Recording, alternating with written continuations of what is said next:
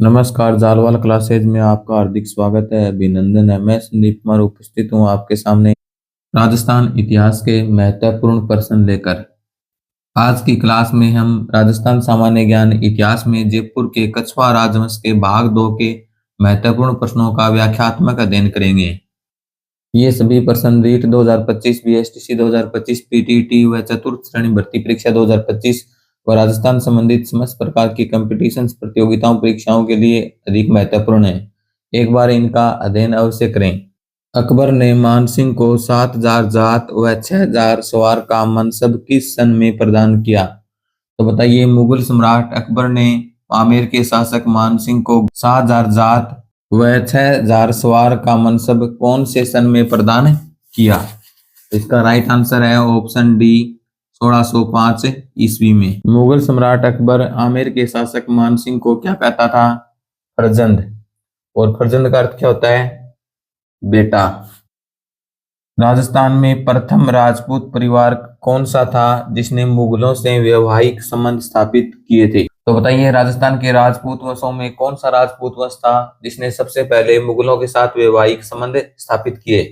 इसका right answer है option C, Amer या जयपुर के कछवाहा राजवंश ने। और मुगलों के साथ वैवाहिक संबंध स्थापित करने वाला कछवाहा राजवंश का प्रथम शासक कौन था? बारमल। और बारमल ने अपनी पुत्री का विवाह किसके साथ किया था? अकबर के साथ। और बारमल की पुत्री का क्या नाम था? अरका बाई या अरकू बाई। और इसी अरकू बाई का पुत्र कौन था? सलीम, जिसे क्या कहा जाता है? मुगल सम्राट जहांगीर। 40 ईस्वी में मुगलों और पेशवा के मध्य धौलपुर समझौते की मध्यस्थता किसने की थी? तो बताइए, 1741 सन में मुगलों और पेशवाओं के मध्य धौलपुर में जो समझौता हुआ था उसकी मध्यस्थता किसने की थी? इसका राइट आंसर है ऑप्शन सी, सवाई जय सिंह ने। और 1741 ईस्वी में मुगलों और पेशवाओं के मध्य जो समझौता हुआ था वो किस प्रदेश को लेकर हुआ था? मालवा प्रदेश को लेकर। सम्राट अकबर ने 7,000 मनसब एवं फरजंद की उपाधि किसको प्रदान की थी? तो बताइए, मुगल सम्राट अकबर ने 7,000 मनसब और फरजंद की उपाधि किस शासक को प्रदान की थी? इसका राइट आंसर है ऑप्शन डी, राजा मानसिंह को। सन 1734 में हुए हुरडा सम्मेलन की अध्यक्षता किसने की थी? तो बताइए, हुरडा सम्मेलन की अध्यक्षता किसने की थी? इसका राइट आंसर है ऑप्शन सी, महाराणा जगत सिंह द्वितीय ने। हुरडा सम्मेलन का आयोजन क्यों हुआ था? क्योंकि राजस्थान के राजपूत शासकों पर मराठा द्वारा आक्रमण किए जा रहे थे, तो मराठों के आक्रमणों को रोकने के लिए एक संगठन बनाने के लिए। हुरडा नामक स्थान वर्तमान में कौन से जिले में स्थित है? भीलवाड़ा जिले में। निम्न में से किन शहरों में सवाई जय सिंह द्वारा वेधशालाएं बनवाई गई? तो बताइए, उस समूह का चयन कीजिए जिसमें सवाई जय सिंह द्वारा वेधशालाएं स्थापित की गई। इसमें राइट ऑप्शन है बी, मथुरा, उज्जैन, दिल्ली और बनारस में। और एक वेधशाला कहाँ बनाएगी? जयपुर में। इन 5 स्थानों पर जो वेधशालाएं बनाएगी उनमें सबसे बड़ी वेधशाला कौन सी है? जयपुर की। और उस वेधशाला का क्या नाम है? जंतर मंतर। और जयपुर में जंतर मंतर वेधशाला है जो सवाई जय सिंह द्वारा बनाई गई थी, वो कब बनाई गई थी? 1734 ईस्वी में। ये इन वेधशालाओं में सबसे बड़ी वेधशाला है। जयपुर की जंतर मंतर जो सबसे बड़ी सौर वेधशाला है उसको यूनेस्को ने विश्व विरासत सूची में कब शामिल किया है? 1 अगस्त 2010 को। मानसिंह ने किस प्रांत की सूबेदारी के दौरान ईसा खान, सुलेमान और केदार राय को नियंत्रित किया? तो बताइए, आमेर के शासक मानसिंह ने कौन से प्रांत की सूबेदारी के दौरान ईसा खान, सुलेमान और केदार राय को हराया? इसका राइट ऑप्शन है ए, बंगाल की सूबेदारी के दौरान। आमेर के शासक मानसिंह को मुगल सम्राटों द्वारा बंगाल की सूबेदारी कब दी गई? सन 1594 ईस्वी में। इनमें ईसा खान और सुलेमान ये कहाँ के शासक थे? अफगान के शासक। और केदार राय राजा था, वो कहाँ का राजा था? पूर्वी बंगाल का। और इसी केदार राय राजा को हराकर मानसिंह ने वहां से कौन सी मूर्ति लाए थे? शीला माता की मूर्ति, जो वर्तमान में कहाँ पर स्थापित है? जयपुर के जगत शिरोमणि मंदिर में। 1857 ईस्वी में कलाओं के प्रोत्साहन के लिए Maharaja school of arts and crafts की स्थापना किसने की? तो बताइए, जयपुर में कलाओं के प्रोत्साहन के लिए Maharaja school of arts and crafts की स्थापना किसने की थी?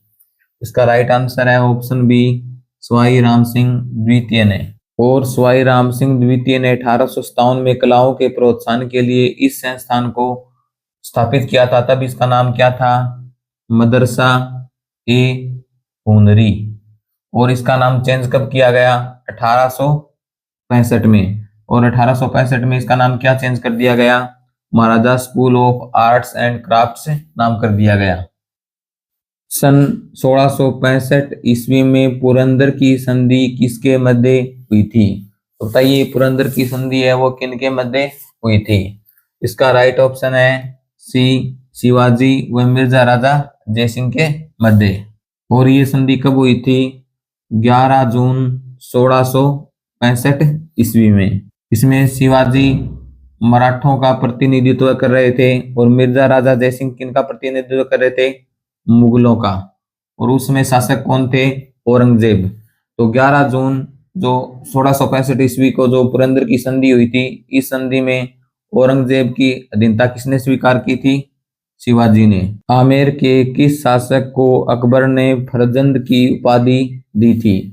तो बताइए, आमेर के कौन से शासक को मुगल बादशाह अकबर ने फरजंद यानी बेटे की उपाधि दी थी? इसका राइट ऑप्शन है सी, महाराजा मानसिंह को। महाराजा मानसिंह को मुगल दरबार में 7000 जात का मनसब दिया गया था। इस प्रकार का सम्मान महाराजा मानसिंह के अलावा मुगल दरबार में किस अन्य शासक को प्राप्त था? कोका अजीज को। कोकिल देव कौन से वंश से संबंधित थे? तो बताइए, कोकिल देव थे वो कौन से वंश के शासक थे? इसका राइट आंसर है ऑप्शन सी, कछवा राजवंश के। और कोकिल देव थे किसके उत्तराधिकारी थे? दुल्हे राय के। दुल्हे राय कौन था? कछवा वंश का संस्थापक। कोकिल देव ने मीणाओं को कब हराया था? 1207 ईस्वी में। और कोकिल देव ने 1207 ईस्वी में मीणाओं को हराकर कछवा राजवंश की राजधानी कहाँ स्थापित की थी? आमेर।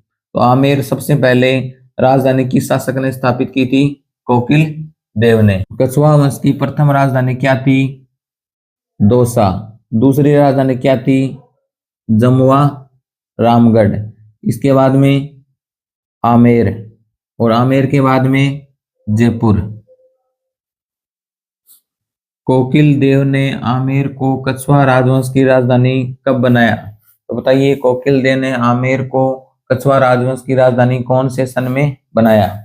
इसका राइट आंसर है ऑप्शन बी, 1207 ईस्वी में। कोकिल देव आमेर के शासक 1207 ईस्वी में आमेर को राजधानी बनाते हैं। तो आमेर को राजधानी किनको हराकर बनाई थी?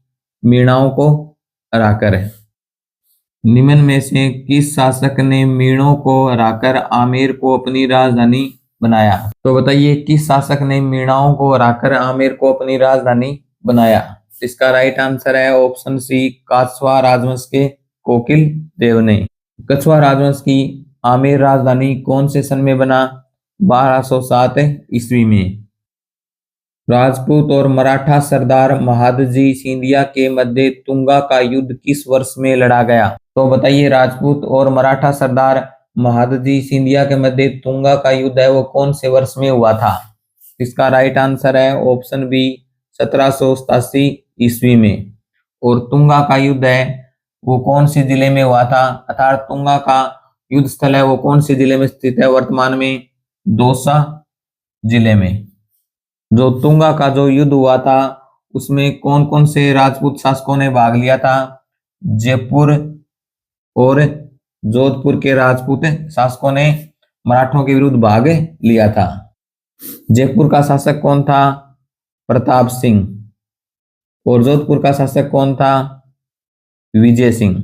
जयपुर और जोधपुर के शासक प्रताप सिंह और विजय सिंह ने मिलकर मराठा सरदार महादजी सिंधिया के खिलाफ ये युद्ध लड़ा था और इस युद्ध में राजपूत शासकों की विजय हुई।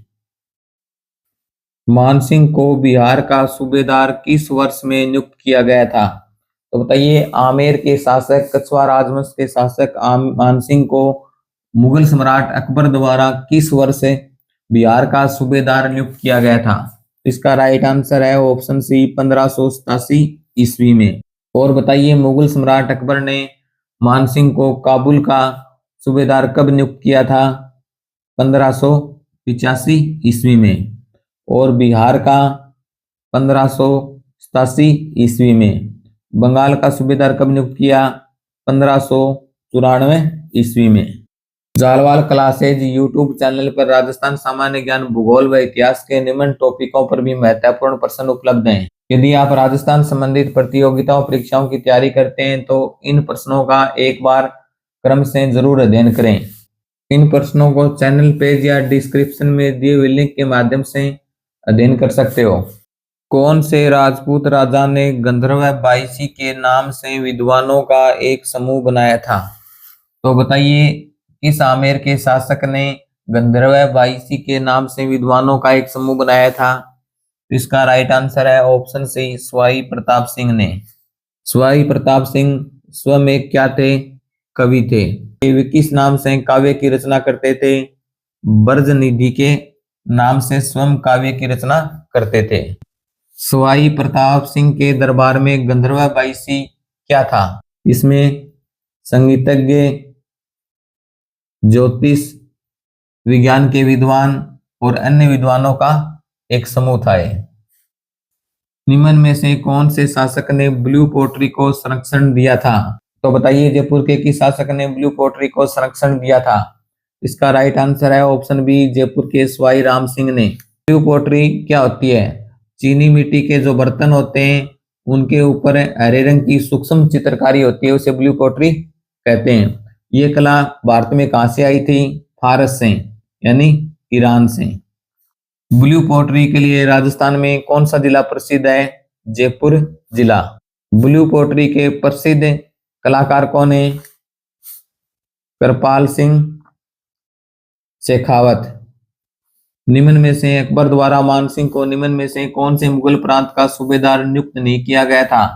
तो बताइए, नीचे 4 स्थान दिए गए, इनमें से महाराजा मानसिंह को कौन से स्थान का सूबेदार नियुक्त नहीं किया गया था? इसका राइट आंसर है ऑप्शन डी गुजरात का। काबुल का कब किया गया था? 1585 में। बिहार में 1587, बंगाल में 1594 में। जयपुर के किस कछवा शासक ने 1818 में ईस्ट इंडिया कंपनी से संधि की? तो बताइए, जब जयपुर रियासत ने ईस्ट इंडिया कंपनी से संधि की उसमें जयपुर के शासक कौन थे? इसका राइट आंसर है ऑप्शन सी महाराजा जगत सिंह द्वितीय। और महाराजा जगत सिंह द्वितीय ने ईस्ट इंडिया कंपनी से संधि क्यों की थी? उसका मूल कारण क्या था? मराठों और पिंडारियों के जो आक्रमण हो रहे थे उनसे बचने के लिए इन्होंने ईस्ट इंडिया कंपनी से संधि की। नेक्स्ट क्लास में राजस्थान सामान्य ज्ञान इतिहास में जयपुर के कछवा राजवंश के भाग 3 के महत्वपूर्ण प्रश्नों का अध्ययन करेंगे।